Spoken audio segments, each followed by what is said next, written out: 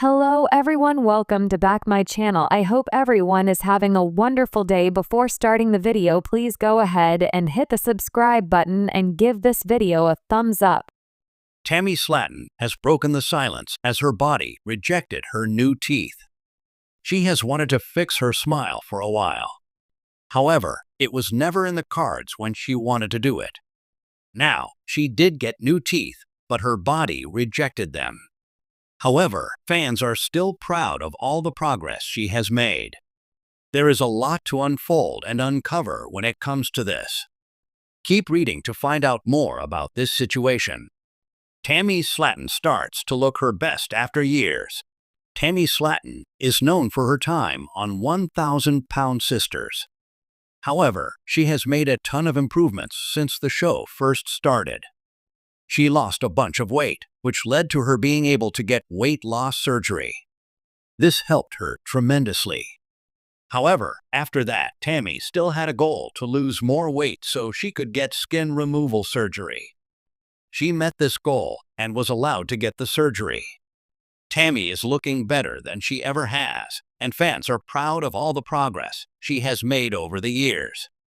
It took a lot of hard work, but she followed through even when people didn't think she would. She breaks silence.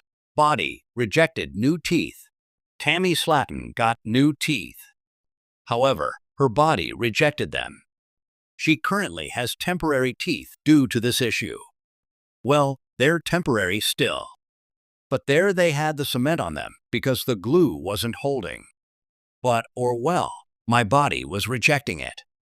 Regardless, her teeth look great. It is unknown what they are going to do instead of the glue.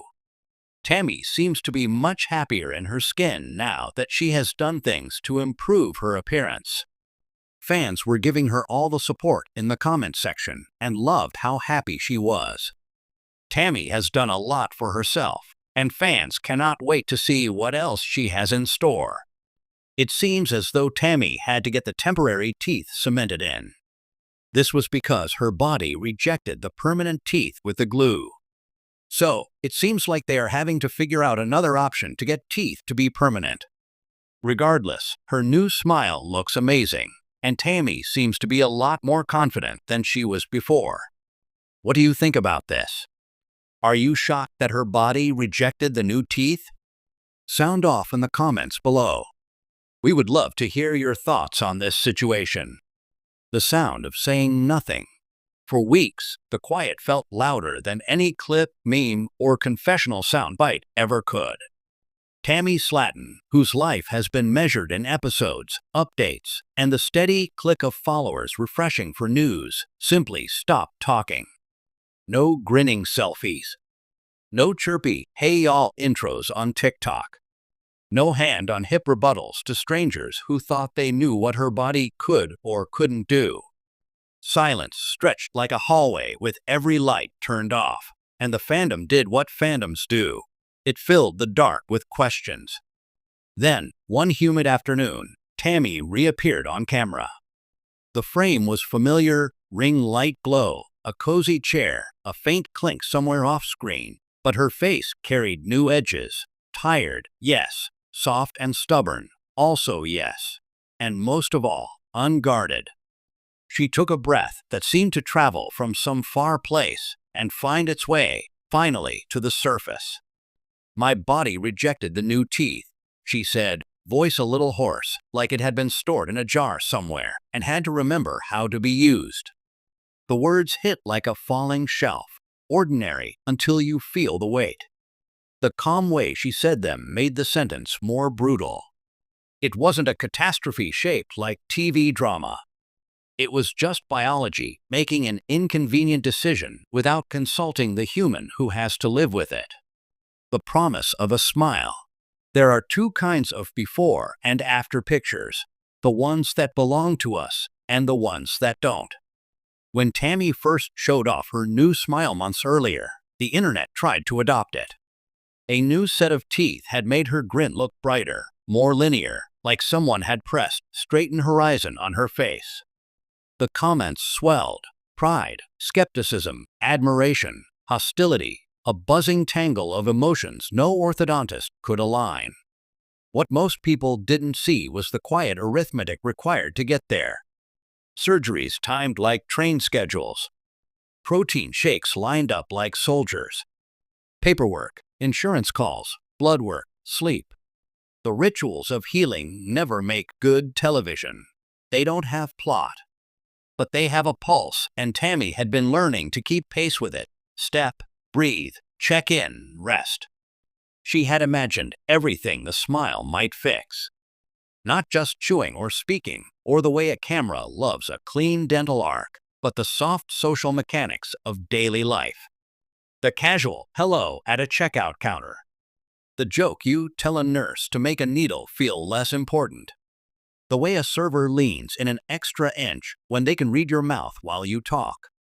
Teeth don't just break down food. They build bridges to other people. That's what she wanted. Not fame. Not headlines. Bridges. Biology's fine print. Bodies are not contracts we draft and sign one time. They're living agreements, revised constantly, and written in a language that refuses to translate cleanly. Rejection, the clinical kind, the word in charts, the line item on a discharge summary, always sounds so personal. We say, my body rejected, as if our own flesh held a secret vote and the eyes had it. What happened to Tammy wasn't a surprise to anyone who reads medical journals for fun, but it felt like a betrayal to anyone who has loved her in public. Foreign materials can fail to integrate. Gums can refuse a stranger's anchoring presence. Infection can be quiet and rude, like a guest who leaves with your favorite mug tucked in their bag. Healing isn't linear or polite. It's a storm that sometimes chooses another coastline.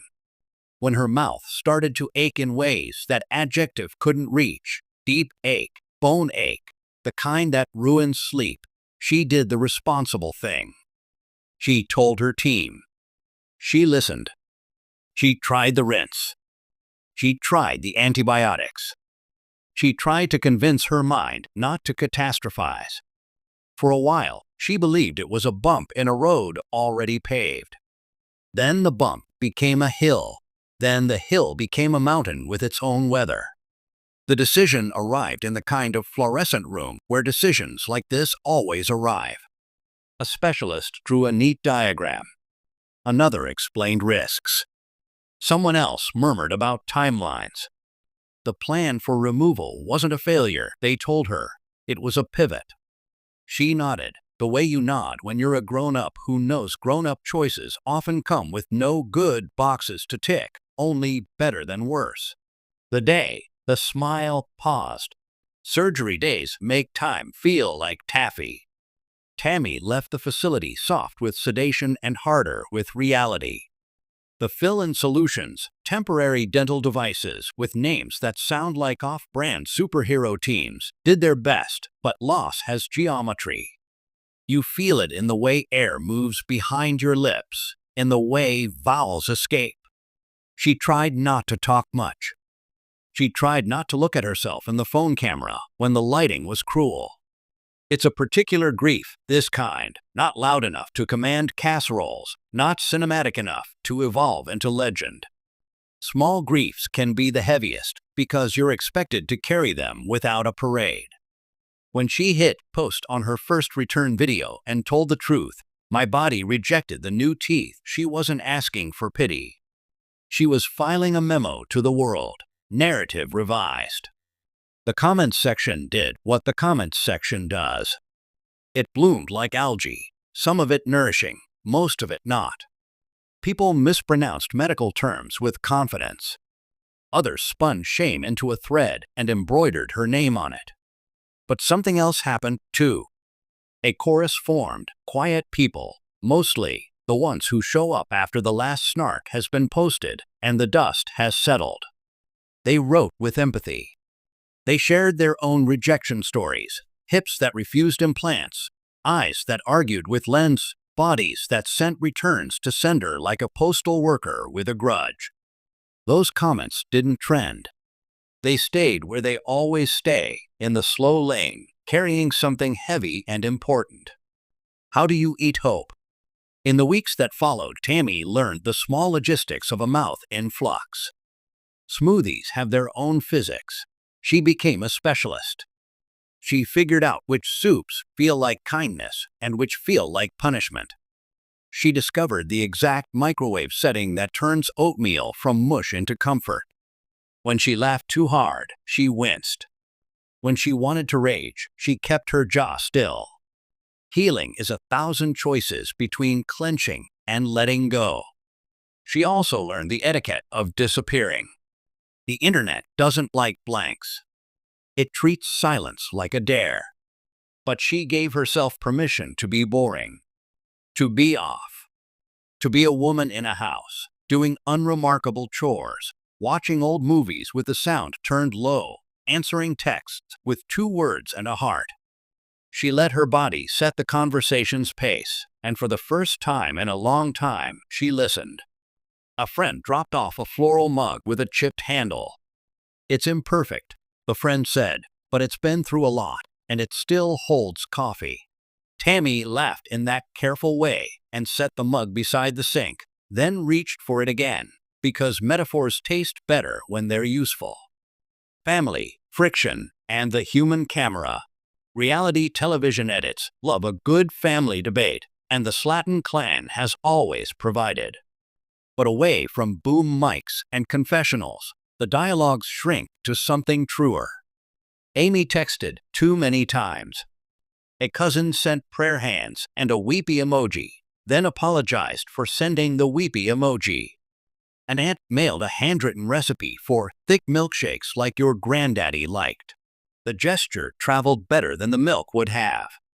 When Amy finally sat across from Tammy at the kitchen table, she picked at a coaster and asked, "Do you want me to be your bulldog or your valet?" "What does that even mean?" Tammy asked, amused despite herself. "Do you want me to fight people," Amy said, "or carry your bags?" Tammy considered. "Maybe just be my friend." They watched a movie together, the kind with too many plot holes and an entire cast of people with great cheekbones who never sweat. Every once in a while, Amy glanced sideways, checking for pain, for signals, for the silent grammar siblings learn by osmosis. Every once in a while, Tammy let herself lean against the familiar comfort of being known.